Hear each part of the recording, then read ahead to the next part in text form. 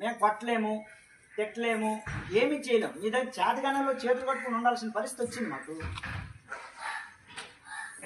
అంటే ఇంత చెప్తున్నా కూడా ఒకటిలో ప్రవర్తనలో మార్పు లేదు, ఒక చదువులో మార్పు లేదు, ఒక రైటింగ్ స్కిల్ లేదు, రీడింగ్ స్కిల్ లేదు. అసలు ఏంటి ప్రాబ్లం? మీదా మాదా? మాదేనా?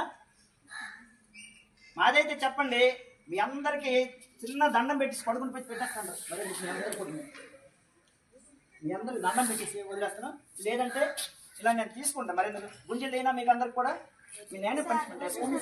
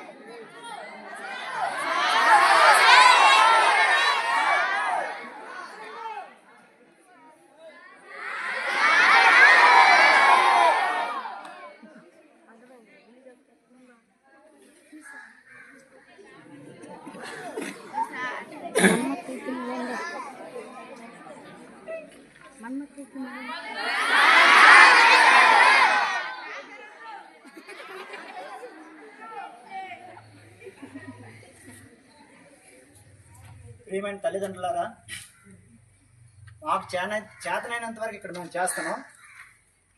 మీ పిల్లల్ని మీరు కనీసం కంట్రోల్ పెట్టకపోతే మీరు స్కూల్కి పంపించిన వృధా అవుతుంది.